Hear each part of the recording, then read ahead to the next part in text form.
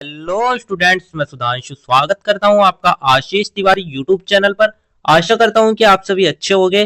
मैं इस चैनल के माध्यम से आप सभी के लिए लेकर आया हूं एक वीडियो लेक्चर सीरीज जो बेस आपके बीए ऑनर्स पॉलिटिकल साइंस के सेमेस्टर सेकंड का लोक प्रशासन पर दृष्टिकोण यानी कि perspective on public administration subject की एक इंपॉर्टेंट किताब पर, जो कि आपका डिसिप्लिन स्पेसिफिक कोर कोर्स यानी कि आपका डीएससी 4 का सब्जेक्ट है। तो स्टूडेंट, अगर आप ड्यू, सोल, रेगुलर या किसी और यूनिवर्सिटी से सब्जेक्ट पढ़ रहे हैं तो ये सीरीज आपके लिए बहुत ही उपयोगी रहने वाली है। हर चैप्टर को हम सिंपल भाषा में समझेंगे, इंपॉर्टेंट कॉन्सेप्ट्स को ब्रेक डाउन करेंगे और एग्जाम पॉइंट ऑफ व्यू से भी डिस्कस करेंगे।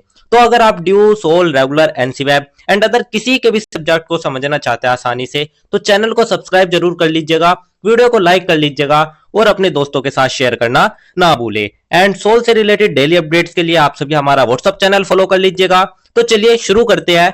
मैं आपका स्वागत करता हूं बीए ऑनर्स पॉलिटिकल साइंस के सेकंड सेमेस्टर की perspective on public administration subject के सेकंड यूनिट के इस वीडियो लेक्चर में, जिसमें हम जो आज डिस्कस करने वाले हैं वो हम डिस्कस करने वाले हैं हमारा सेकंड यूनिट का चैप्टर नंबर फर्स्ट। तो चैप्टर नंबर फर्स्ट हमारा कौन सा रहने वाला है स्टूडेंट? जो कि हमारी सेकंड यूनिट थी वो थी हमारी सैद्धांतिक परिप्रेक्ष्य को लेकर, और इसमें हम जो हमारा चैप्टर नंबर फर्स्ट है उसके बारे में डिस्कस करेंगे, जो कि हमारा रहने वाला है वैज्ञानिक प्रबंध दृष्टिकोण, जो कि हमारा एफडब्ल्यू टेलर जी ने दिया है। तो चलिए शुरू कर लेते हैं हम हमारा चैप्टर नंबर फर्स्ट। तो स्टूडेंट, आप सबसे पहले इमेजिन करो आपकी कोई भी एक फैक्ट्री है, उसमें 100 मजदूर काम कर रहे हैं। तो प्रॉब्लम यह है कि कोई मजदूर तो तेज काम कर रहा है, कोई बहुत धीरे काम कर रहा है, कोई तो टाइम पास ही कर रहा है और बॉस वहां पर चिल्ला रहा है। तो स्टूडेंट, ये जो प्रोडक्शन है ये क्यों कम है? अब सवाल आता है कि काम कैसे इंप्रूव करे। यहीं से आते हैं हमारे एक महान व्यक्ति जिनका नाम था एफडब्ल्यू टेलर, जिन्होंने कहा कि काम भी साइंस से किया जा सकता है। तो इसी को उन्होंने नाम दिया वैज्ञानिक प्रबंध दृष्टिकोण, जिसके बारे में हमें समझना है।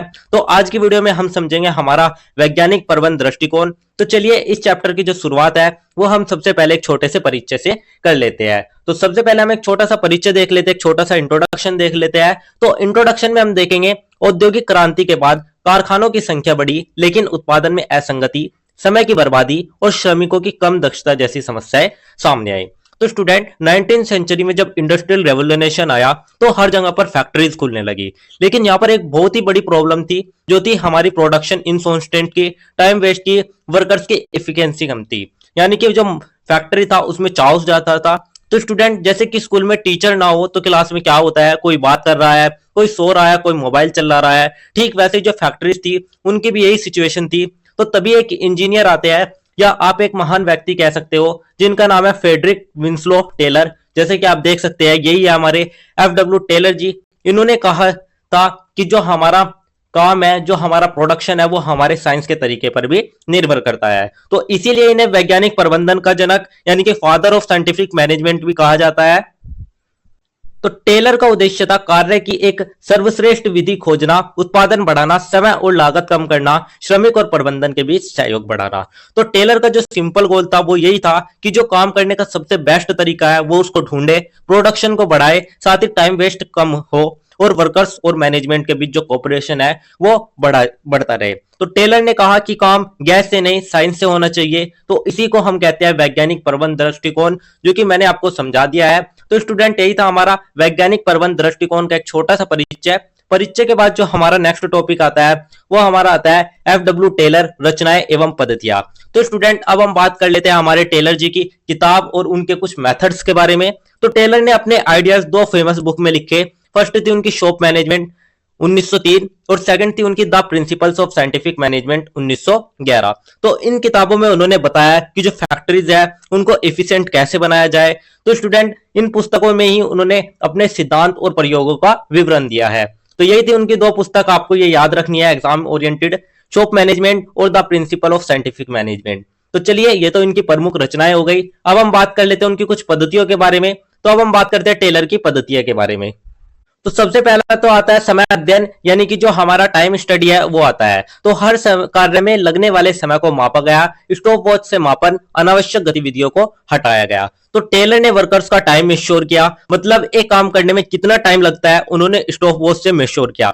आप एग्जांपल के तौर पे समझिएगा, मान लीजिएगा एक वर्कर 10 मिनट में काम करता है और दूसरा 5 मिनट में, तो टेलर पूछता है कि भाई डिफरेंस क्यों है, फिर एनालाइज करके जो अननेसेसरी स्टेप्स है उनको हटा दिया जाता है, जो अनावश्यक गतिविधियां है उनको हटा दिया जाता है। तो यही था हमारा समय अध्ययन। सेकंड जो पद्धति आती है वो आती है गति अध्ययन। तो श्रमिक की शारीरिक गतिविधियों का अध्ययन, अनावश्यक गतियों को हटाकर दक्षता बढ़ाई। तो जो हमारी मोशन स्टडी है, जो हमारा गति अध्ययन है, वो ये देखती है कि वर्कर काम करते समय कौन कौन सी बॉडी मूवमेंट्स करता है। मान लीजिएगा, आप एक एग्जांपल के माध्यम से समझिएगा, एक वर्कर ईंट उठाने में 6 मूवमेंट कर रहा है और जो दूसरा वर्कर है वो सिर्फ 3 ही मूवमेंट कर रहा है, तो ऑब्वियसली जो दूसरा है वो ही फास्टर होगा। तो टेलर कहते हैं कि जो अननेसेसरी मूवमेंट है उनको हटाओ, यानी कि जो हमारी अनावश्यक गतियां है उनको हटाओ और जो हमारी इफिशियंसी है, जो हमारी दक्षता है, उसको बढ़ाओ। तो यही था हमारा गति अध्ययन। थर्ड हमारी जो पद्धति आती है वो आती है उपकरणों का मानकीकरण। तो औजारों और प्रक्रियाओं को मानकीकृत किया, उन बेस्ट वे की खोज। तो जो हमारे टेलर जी है वे कहते हैं अगर आपको उत्पादन बढ़ाना है तो आपको जो स्टैंडर्ड है वो भी बढ़ाना होगा, जो हमारे टूल्स और मेथड है वे स्टैंडर्ड होने चाहिए। मान लीजिएगा अगर हर वर्कर अलग हैमर यूज करेगा तो काम स्लो होगा, लेकिन अगर सबके पास सेम टूल होगा तो जो हमारी दक्षता है, जो हमारी एफिशिएंसी है वो बढ़ेगी। इसी के साथ ही उन्होंने वन बेस्ट वे, जो कि हमारा इसी से रिलेटेड है, उसकी खोज भी इन्होंने ही करी थी। फोर्थ हमारा आता है भिन्न वेतन प्रणाली। तो भिन्न वेतन प्रणाली यानी कि डिफरेंटल वेज सिस्टम के बारे में भी टेलर बताते हैं। तो वे कहते हैं कि अधिक उत्पादन करने पर अधिक वेतन, कम उत्पादन करने पर कम वेतन। तो टेलर ने मोटिवेशन के लिए एक ट्रिक दी, अगर वर्कर ज्यादा प्रोडक्शन करेगा तो उसे ज्यादा सैलरी मिलेगी, अगर कम प्रोडक्शन करेगा तो जो सैलरी होगी वो भी कम मिलेगी। आप एक एग्जांपल से समझिएगा, मैं आपको एक एग्जांपल से समझाता हूं। मान लीजिएगा 2 वर्कर है, ए और बी। तो जो हमारा ए वर्कर है वो तो 100 आइटम बनाता है और जो हमारा बी वर्कर है वो हमारा 150 आइटम बनाता है। तो जो हमारा 100 आइटम बनाएगा ए वर्कर, उसको हमारी जो सैलरी होगी वो 500 रुपए होगी, और जो हमारा बी वर्कर होगा उसकी जो सैलरी होगी वो 800 रुपए होगी। तो इससे क्या होगा, इससे सभी वर्कर्स तेज काम करेंगे क्योंकि सभी को सैलरी ज्यादा चाहती है। तो यही था स्टूडेंट हमारा भिन्न वेतन प्रणाली, टेलर की पद्धतियां जो कि हमने देखी। सबसे पहले समय अध्ययन, फिर गति अध्ययन, फिर उपकरणों का मानकीकरण, फोर्थ भिन्न वेतन प्रणाली। तो यही थी हमारी टेलर की पद्धतियां। अब हम नेक्स्ट बात कर लेते हैं हमारे वैज्ञानिक प्रबंध दृष्टिकोण के बारे में। तो अब हम आ जाते हैं हमारे वैज्ञानिक प्रबंध दृष्टिकोण की ओर। तो सबसे पहले हम समझते हैं कि जो हमारा साइंटिफिक मैनेजमेंट है उसका बेसिक आइडिया क्या है, यानी कि उसका मूल विचार क्या है। तो कार्य को वैज्ञानिक ढंग से संगठित करना चाहिए। तो टेलर ने कहा कि ट्रेडिशन से काम मत करो, अंदाज से काम मत करो, साइंटिफिक एनालिसिस करो। यानी कि उन्होंने जो वर्क है उसको वैज्ञानिक ढंग से संगठित करने के लिए कहा, और इसी अप्रोच के जो मेन आइडियाज थे वो यही थे कि काम को साइंटिफिक तरीके से ऑर्गेनाइज करो, गैस की जगह डेटा और एनालाइज यूज करो, यानी कि जो अनुमान और परंपरा है उसकी जगह जो वैज्ञानिक विश्लेषण है उसका उपयोग होना चाहिए। थर्ड आता है श्रमिकों की दक्षता बढ़ाने के लिए प्रशिक्षण आवश्यक है, यानी कि जो वर्कर्स होते हैं उनको सबसे पहले प्रॉपर ट्रेनिंग दो ताकि जो वे प्रोडक्शन है वे अच्छे से प्रोडक्शन को बढ़ा सके। इसी के साथ साथ प्रबंधन और श्रमिकों के बीच सहयोग जरूरी है। जो मैनेजमेंट और वर्कर्स होते हैं स्टूडेंट, ये दोनों एक ऐसे पुल होते हैं जो अगर साथ में कोऑपरेशन करके काम करे तो जो प्रोडक्शन है वो बहुत ही ज्यादा बढ़ सकता है। तो इसीलिए जो हमारे टेलर जी है वे कहते हैं कि मैनेजमेंट और वर्कर्स में कोऑपरेशन होना चाहिए। तो स्टूडेंट यही थे इसके कुछ मूल विचार। अब हम इसके कुछ प्रमुख विशेषताएं यानी कि कुछ मेन फीचर्स के बारे में अगर बात करें तो सबसे पहला आता है दक्षता पर जोर, यानी कि जो हमारी एफिशिएंसी है उसके बारे में बात की जाती है। सेकंड आता है मापन और विश्लेषण यानी कि मेजरमेंट। थर्ड आता है विशेषज्ञता यानी कि स्पेशलाइजेशन। मान लीजिएगा कोई व्यक्ति पैकिंग में निपुण है तो लेकिन उसको आप काम में लगा रहे हो किसी और, किसी काटने में, किसी पिटाई में, लेकिन जो पैकिंग में निपुण है उसको पैकिंग में ही लगाओ, तो इससे जो प्रोडक्शन होगा वो ज्यादा बढ़ेगा। फोर्थ आता है हमारा आर्थिक प्रोत्साहन, यानी कि जैसे कि अभी सैलरी वाला आपको उदाहरण देके बताया, जो उनकी ज्यादा काम पर उनको ज्यादा सैलरी मिलेगी तो उनको एक आर्थिक प्रोत्साहन मिलेगा, जिससे कि जो वर्कर होते हैं वे भी खुद से कुछ ज्यादा काम करने की कोशिश करेंगे, मतलब काम भी जो करेंगे वो साइंस से होगा। तो यही था हमारा वैज्ञानिक प्रबंध दृष्टिकोण, जो कि कहता है कि जो वर्कर है उनको साइंस के अकॉर्डिंग वर्क करना चाहिए, ना कि किसी अनुमान और परंपरा के। तो यही था हमारा वैज्ञानिक प्रबंध दृष्टिकोण। इसके बाद नेक्स्ट आता है हमारा वैज्ञानिक प्रबंध सिद्धांत एफडब्ल्यू टेलर के बारे में। तो चलिए अब हम समझ लेते हैं हमारे टेलर के 4 प्रिंसिपल्स के बारे में। तो अब हम टेलर के 4 मुख्य सिद्धांतों को विस्तार से समझते हैं। तो स्टूडेंट टेलर ने साइंटिफिक मैनेजमेंट के 4 मेन प्रिंसिपल दिए हैं। अब हम इन्हें इजी एग्जांपल के माध्यम से समझेंगे। तो सबसे पहले जो हमारा प्रिंसिपल रहने वाला है वो हमारा रहने वाला है कार्य का विज्ञान व उसका विकास, इसका अर्थ क्या है, सबसे पहले आप इसका अर्थ समझिएगा। अर्थ है इसका, हर कार्य को वैज्ञानिक तरीके से अध्ययन कर उसकी सबसे उत्तम विधि विकसित की जाए। तो स्टूडेंट, हर काम का बेस्ट मेथड होना चाहिए, ये हमारा कार्य का विज्ञान व उसके विकास प्रिंसिपल का फर्स्ट अर्थ है। यानी कि कोई भी काम हो उसका जो सबसे बेस्ट मेथड हो उसी बेस्ट मेथड से उस काम को किया जाना चाहिए। आप एक एग्जांपल के माध्यम से समझिएगा। दो मजदूर ईंट उठा रहे हैं, एक 100 ईंट उठाता है, दूसरा 150। तो टेलर कहते हैं कि चलो एनालाइज करते हैं 150 वाला कैसे कर रहा है, फिर उसी मेथड को स्टैंडर्ड बना देते हैं। फिर जो 100 ईंट उठाने वाला व्यक्ति है उसको भी 150 ईंट उठाने वाले व्यक्ति के जो मेथड है उससे कंपेयर कर दिया जाएगा, जिससे कि जो हमारा कार्य है वो भी बढ़ेगा। इसका कैसे किया जाएगा इसका उपयोग, तो समय अध्ययन, गति अध्ययन, मानकीकरण के माध्यम से। उद्देश्य क्या होगा स्टूडेंट, उद्देश्य सिंपल सी बात है, अगर हम हमारे प्रोडक्शन के बारे में बात कर रहे हैं तो उत्पादन अधिक बढ़ेगा, दक्षता भी बढ़ेगी और साथ ही जो अनुमान आधारित काम है वो भी समाप्त किया जाएगा। तो यही सब इसके उद्देश्य थे, यही इसके ऑब्जेक्टिव थे।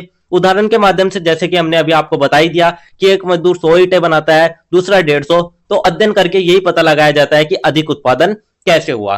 तो यही था स्टूडेंट हमारा फर्स्ट प्रिंसिपल, कार्य का विज्ञान व उसका विकास। सेकंड जो हमारा आता है वो आता है वैज्ञानिक चयन व श्रमिकों का विकास। तो अब हम बात कर लेते हैं वैज्ञानिक चयन व श्रमिकों के विकास के बारे में, जिसे हम साइंटिफिक सिलेक्शन ऑफ वर्कर्स भी कहते हैं। तो सबसे पहले इसका अर्थ समझ लेते हैं।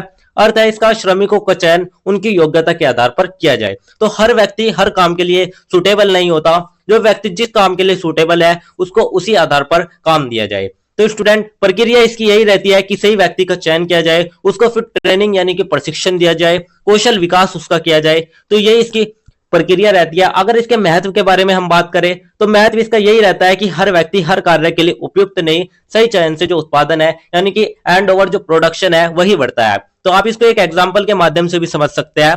अगर आप एक फुटबॉल प्लेयर को कहो कि भाई सर्जरी कर दो तो क्या होगा, तो इसीलिए जो हमारे टेलर है वे कहते हैं कि सही वर्कर चॉइस करो, ट्रेनिंग दो, स्किल डेवलप करो, तभी जो प्रोडक्शन है वो बढ़ेगा। तो स्टूडेंट, यही था हमारा सेकंड प्रिंसिपल, वैज्ञानिक चयन व श्रमिकों का विकास। इसके बाद थर्ड हमारा आता है कार्य विज्ञान का संयोजन व श्रमिकों का वैज्ञानिक चयन। तो अब हम बात कर लेते हैं हमारे थर्ड प्रिंसिपल के बारे में। तो सबसे पहले हम इसका अर्थ समझ लेते हैं। अर्थ है इसका वैज्ञानिक पद्धति प्लस प्रशिक्षित श्रमिक अधिकतम उत्पादन। यानी कि जो वर्क है और जो वर्कर कोऑर्डिनेशन है, ये दोनों मिलकर हमारा जो उत्पादन है, जो हमारा प्रोडक्शन है उसको बढ़ा सकते हैं। अगर वर्क मेथड साइंटिफिक है लेकिन वर्कर ट्रेनेड नहीं है तो जो प्रोडक्शन है वो नहीं बढ़ेगा। तो इसका उद्देश्य क्या होता है स्टूडेंट, तो उद्देश्य यही होता है कि जो कार्य और व्यक्ति है दोनों के बीच सामंजस्य बैठाया जाता है और दक्षता और संतुलन पर ध्यान दिया जाता है। विश्लेषण की बात करें, यदि कार्य की विधि वैज्ञानिक है लेकिन श्रमिक प्रशिक्षित नहीं है तो जो उत्पादन है वो कम होगा। तो स्टूडेंट, इसीलिए जो सही मेथड और सही वर्कर है ये दोनों ही जरूरी हो जाते हैं। तो यही था हमारा थर्ड प्रिंसिपल, कार्य विज्ञान का संयोजन एवं श्रमिकों का वैज्ञानिक चयन। इसके बाद हमारा जो फोर्थ प्रिंसिपल आता है वो हमारा आता है श्रमिक एवं प्रबंधन उत्तरदायित्वों का बंटवारा। तो इसका अगर हम अर्थ की बात करें तो इसका अर्थ रहने वाला है काम की जिम्मेदारी केवल श्रमिक की नहीं बल्कि प्रबंधन की भी है। तो स्टूडेंट, इसीलिए जो मैनेजमेंट और वर्कर का डिवीजन है वो जरूरी हो जाता है। तो टेलर कहते हैं कि जो काम की रिस्पॉन्सिबिलिटी है वो सिर्फ वर्कर की नहीं है, मैनेजमेंट की भी है। तो इसीलिए वे कहते हैं कि डिवीजन होना चाहिए। तो टेलर का विचार यही है कि जो योजना बनाने का कार्य है वो प्रबंधन का होगा और जो कार्य करने का कार्य होगा वो श्रमिक का होगा। तो स्टूडेंट, प्लानिंग तो मैनेजमेंट करेगा, एक्सक्यूशन वर्कर करेगा। इससे जो कंफ्यूजन है वो खत्म हो जाता है और इसका महत्व यही रहने वाला है कि जो संघर्ष है वो कम होता है और जिम्मेदारी यानी कि जो रिस्पॉन्सिबिलिटी है वो भी स्पष्ट हो जाती है। तो इसीलिए जो श्रमिक एवं प्रबंधन उत्तरदायित्वों का बंटवारा है वो भी जरूरी हो जाता है। तो यही थे हमारे चार प्रिंसिपल्स टेलर के, जो कि मैंने आपको बता दिए। यही थे हमारे वैज्ञानिक प्रबंध दृष्टिकोण के सिद्धांत। इसके बाद जो हमारा नेक्स्ट टॉपिक आता है वो हमारा आता है वैज्ञानिक प्रबंध आंदोलन। तो अब हम बात कर लेते हैं हमारे साइंटिफिक मैनेजमेंट मूवमेंट यानी कि वैज्ञानिक प्रबंध आंदोलन के बारे में। तो स्टूडेंट, टेलर के विचारों से एक आंदोलन शुरू हुआ। तो टेलर के जो आइडियाज थे वे बहुत ज्यादा फेमस हो गए थे। तो यहीं से जो हमारा एक मूवमेंट है, जो हमारा एक आंदोलन है वो शुरू होता है। तो इस जो आंदोलन का नाम था वो था वैज्ञानिक प्रबंध आंदोलन यानी कि साइंटिफिक मैनेजमेंट मूवमेंट। तो जैसे कि आप सभी देख सकते हैं इसके प्रमुख समर्थक कौन कौन थे। तो टेलर के जो सपोर्टर्स थे वे थे Frank Gilbreth, Lillian Gilbreth, Henry Gantt. तो जैसे कि आप देख सकते हैं ये आपके फ्रैंक गिलब्रेथ जो कि हमारे टेलर के सपोर्टर थे वैज्ञानिक प्रबंध आंदोलन में। तो इन लोगों ने गति अध्ययन, गैंट चार्ट, औद्योगिक मनोवैज्ञानिक को विकसित किया। यह आंदोलन अमेरिका और यूरोप में तेजी से फैला। तो ये जो लोग थे इन्होंने डेवलप किया motion study, Gantt chart, industrial psychology, और धीरे धीरे जो ये मूवमेंट था ये हमारा अमेरिका और यूरोप जैसे देशों में भी फैल गया था। तो यही था हमारा वैज्ञानिक प्रबंध आंदोलन। इसके बाद जो हमारा नेक्स्ट टॉपिक आता है वो हमारा आता है आलोचना और मतभेद को लेकर। तो अब हम बात कर लेते हैं क्रिटिज्म यानी कि आलोचना और इनको लेकर मतभेद क्या है उसके बारे में। तो हर थ्योरी परफेक्ट नहीं होती, तो टेलर की थ्योरी की भी कुछ आलोचना हुई। तो चलिए उन आलोचनाओं के बारे में बात कर लेते हैं। तो सबसे पहली जो आलोचना रहती है वो रहती है श्रमिक को मशीन समझा, यानी कि जो वर्कर होता था उसको मशीन समझा गया। तो जो आलोचक है वे बोलते हैं मानवीय भावनाओं की अनदेखी, कर्मचारी केवल उत्पादन का साधन बना। तो आलोचक बोलते हैं कि टेलर वर्कर्स को ह्यूमन नहीं मशीन मानते हैं, उनकी जो इमोशंस है उनको इग्नोर कर दिया जाता है। तो यही थी उनकी पहली आलोचना। सेकंड आलोचना आती है अत्यधिक नियंत्रण, स्वतंत्रता कम, रचनात्मकता बाधित, यानी कि जो वर्कर्स है उनको फ्रीडम कम मिलती है जिससे जो क्रिएटिविटी है वो भी कम हो जाती है। थर्ड जो हमारी आलोचना आती है वो आती है आर्थिक प्रोत्साहन पर अधिक जोर, सामाजिक और मनोवैज्ञानिक कारकों की उपेक्षा, यानी कि जो हमारे टेलर है वे कहते हैं वे मनी पर ज्यादा फोकस रखते हैं। वे कहते हैं कि जो मनी है वो ही मोटिवेशन है, लेकिन जो आलोचक है वे बोलते हैं कि ह्यूमन मोटिवेशन सिर्फ मनी नहीं होता बल्कि अच्छा पर्यावरण, जो अच्छा व्यवहार है वो भी हमारा जो उत्पादन है उसको बढ़ाता है। फोर्थ हमारा आता है यूनियनों का विरोध, श्रमिक संगठनों ने इसे शोषणकारी माना।